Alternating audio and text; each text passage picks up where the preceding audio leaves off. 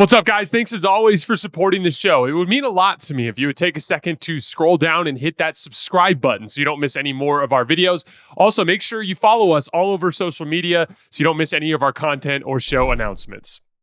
Getting into our power rankings. And again, all odds are provided by our partner, DraftKings. Number 10, the Los Angeles Lakers, 4-1 in their last 5 games. Number 1 defense in the league over that span. We covered them in the opening segment, so we won't go any further here. Lakers fans who are looking for a deep dive on the Lakers, you can find that just by clicking on our full episode for this Monday show. And you'll, it was the first segment that I went into, and I did like a solid 20 minutes on them, so you can see them there. The Lakers right now, if you want to make a bet, they're plus 3,500 to win the title, plus 1,800 to win the Western Conference. Number 9, the Denver Nuggets, 2-1 week. The Nuggets have been playing some lower level competition on the road, and they've been playing down to that competition, and it's led to a lot of close games. They beat the Kings in a classic Nuggets walk down. They score on 7 possessions in a row down the stretch. The Jokic-Murray 2-man game scores on 4 consecutive possessions down the stretch, and Jamal Murray hits the eventual game winner. They lose to the Blazers on a game-winning layup by Anthony Simons. Really weird sequence. The Blazers were attacking with dribble penetration from Anthony Simons off of the right wing, and they went a bunch of times down the stretch. Earlier on in clutch time, they were going at Jamal Murray, but it was kind of like this weird sequence where like they were loading up on Anthony Simons' left hand. Like Jokic, when he was offering his help, he was kind of coming higher up the lane line. They were doubling. So like they got Jamal Murray on Anthony Simons. Anthony Simons loads up to drive, and they sent the double from Russell Westbrook on Anthony Simons' left-hand side. And Anthony Simons is driving to the right. And it was kind of like a weird foreshadowing moment because Jamal Murray slides over and takes the contact and gets a really good contain on Anthony Simons, and they end up getting a stop. But on the game winner, they end up going back to that same action, but they go at Russ instead of Jamal. Same sort of thing. Jamal Murray's coming to double from the left-hand side. Jokic is kind of high up the lane line. Aaron Gordon is staying home in the strong side corner, and Russell Westbrook is opened up to the left. Like, straight up, opened up with his body just giving a right-handed drive. Well, guess what? Anthony Simons just hit a right-handed drive and went right down the lane. Jokic wasn't even close to being able to get over there in time and gets a layup. So, like, there's a lot of blaming going on there. There's a lot of, like, oh, Jokic can't protect the rim. A lot of, like, Russell Westbrook can't guard on the perimeter. I thought everyone had blood on their hands there. Like, Russ, you can't just get, like, cleanly toasted. You got to do something to flatten out that drive.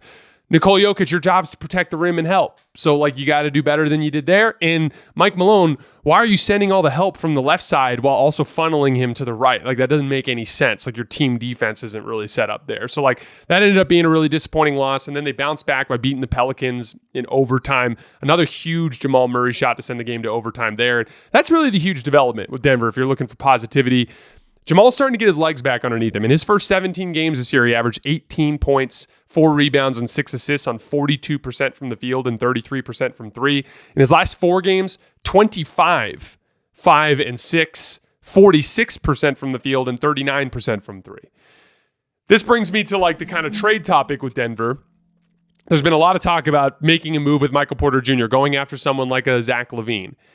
If Jamal continues this trajectory and gets to the point where he's basically averaging 23 to 25 points per game efficiently from here to the trade deadline, I would not make an aggressive trade.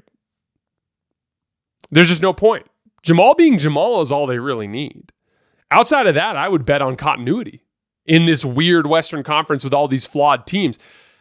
For every team, you want to bet on continuity and just getting sharper or making some sort of trade for aggressive upside, and it depends on the team in that tier of teams. For me, for Denver, if Jamal Murray keeps this up to the deadline, I'd bet on continuity. We've just seen how devastating this team can be in the playoffs when Jokic and Murray are at that special level. Last year, neither of them were. If both of them are this year, you're right back in it. The Nuggets right now, plus 1,500 to win the Western Conference, plus 1,500 to win the title, plus 700 to win the Western Conference. Number 8, the Memphis Grizzlies. 2-0 week. They beat the living shit out of the Warriors on Thursday. They hold Steph Curry and Draymond Green without a made field goal in 24 minutes. Got a nice win in Atlanta without John Morant. 7 guys in double figures in that game. Excellent defense last week. They had a 95.8 defensive rating in the 2 games. That was the best out of any NBA team last week. Starting to look like the regular season buzzsaw that we talked about the Grizzlies being before the season. They are now plus 2,500 to win the title, plus 1,100 to win the Western Conference. Number 7, the Houston Rockets, super light week. They had games against the Pelicans and the Raptors. Struggled a bit with the Raptors last night, but they pulled away with their bench group in the fourth quarter. A couple guys who haven't had much opportunity this year, and Jason Timpf and Cam Whitmore ended up leading the charge for their bench unit in the early fourth quarter. A lot of downhill force. Jason Timpf in the half court, bringing downhill force and ball screens, and then Cam Whitmore in transition. He also had a little bully ball possession in the half court as well. Another light week this week for the Rockets. They're at Charlotte, at New Orleans, and then home for Minnesota and Miami. If they go 3-1 that week, they'll be in a good spot in the standings. The Rockets plus 6,500 to win the title, plus 2,200 to win the conference. That's actually the worst odds out of anybody in the power rankings, or the longest odds, I should say, out of anybody in the power rankings this week. Number 6, the New York Knicks. The New York Knicks that are playing defense. The second quarter run that the Knicks went on against the Wolves in Minnesota on Thursday was one of their best stretches of basketball this season. It was a unit with Cam Payne, Deuce McBride, Mikal Bridges, OG Anunoby, and Karl Anthony Towns, and they put a straitjacket on the Wolves defensively. Perpetually got out in transition off of it. Great shot after great shot off of those pushes. They went from trailing to being up by 28 in the same quarter. A great example of what I've been talking about a lot over the course of this Knicks saga post the Karl Anthony Towns trade, which is all this obsession with rim protection. There's a great counter for rim protection, and it's perimeter defense.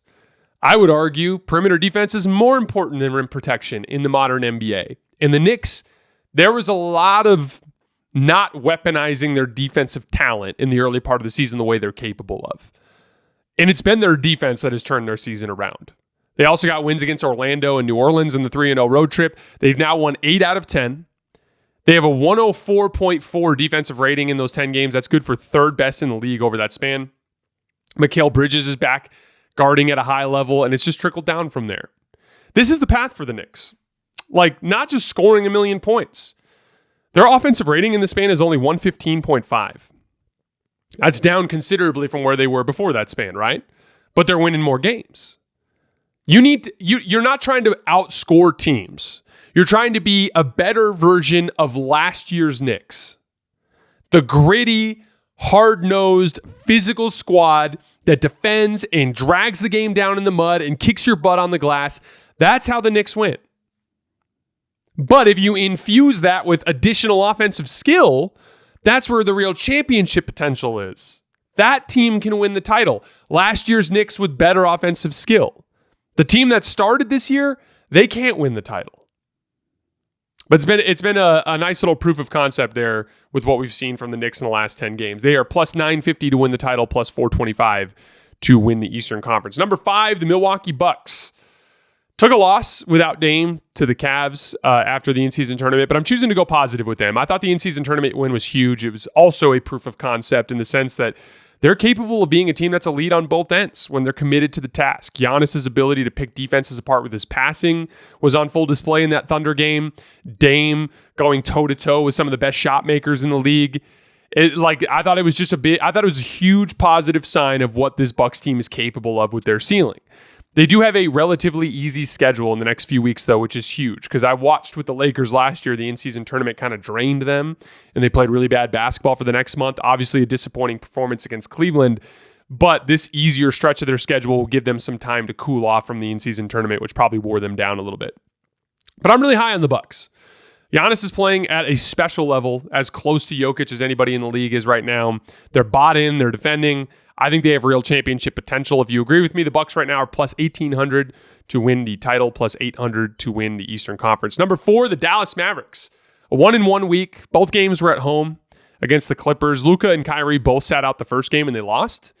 But then Kyrie comes back for the second game and they win comfortably. Kyrie had an off shooting night, but the rest of the guard core was great. Clay, Quentin Grimes, and Najee Marshall went 9 for 13 from 3 in that game. Spencer Dinwiddie dished out 6 assists. Another 5 offensive rebounds for Lively. I pulled this stat. This is crazy. Both Derek Lively and Daniel Gafford are top 5 in the NBA in offensive rebounds per 36 minutes. Among the 202 players to play at least 500 minutes. A huge part of Dallas's ability to win on the margins.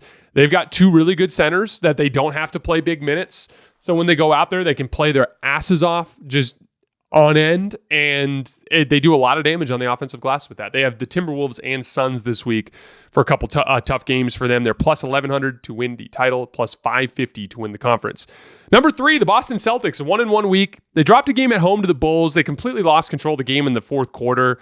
One of the worst shifts I've ever seen Jalen Brown play. He legit just was not competing at the point of attack, and he was the main point of attack guy in that group. So the Bulls were just getting downhill every single time down the floor, and they were just slicing and dicing the Celtics.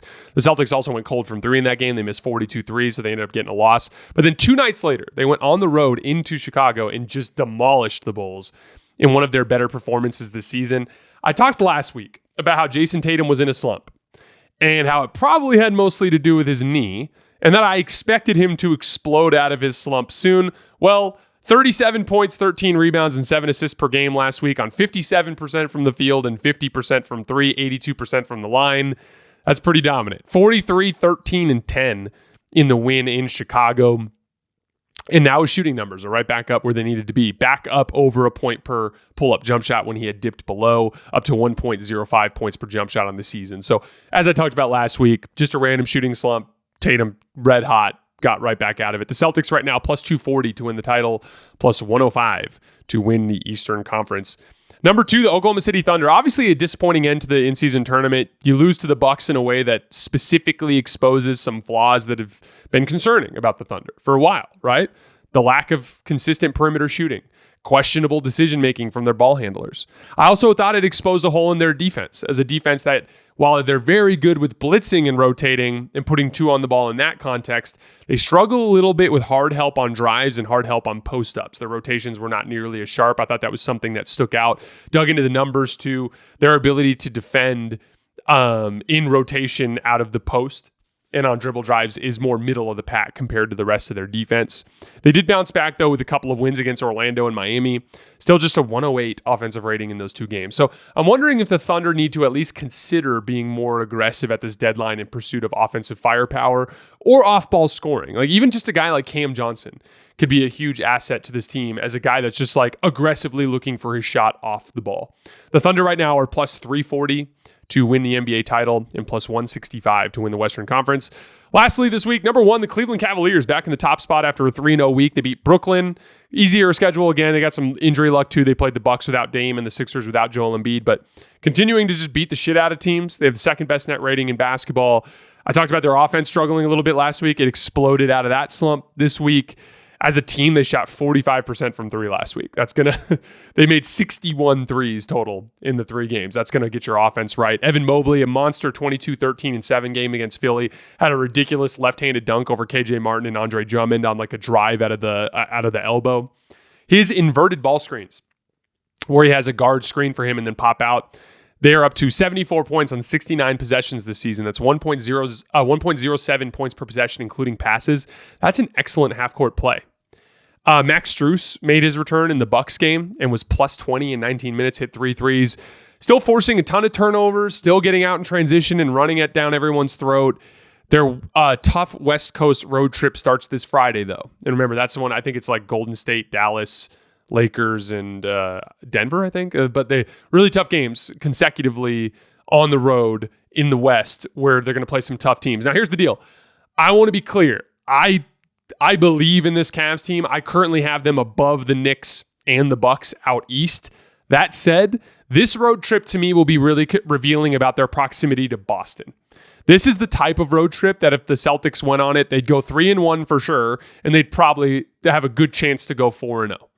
I think 3-1 should be the goal for this Cavs team. You go 3-1 on that West Coast road trip. I think that's a strong statement about how, yes, you're in the Eastern Conference, but you're still head and shoulders above these teams out in the West. I think that'd be a good chance for them to send that message. Cavs right now plus 1,600 to win the title, plus 650 to win the Eastern Conference. Again, all odds provided by our partner DraftKings. All right, guys. So quick little heads up on the schedule.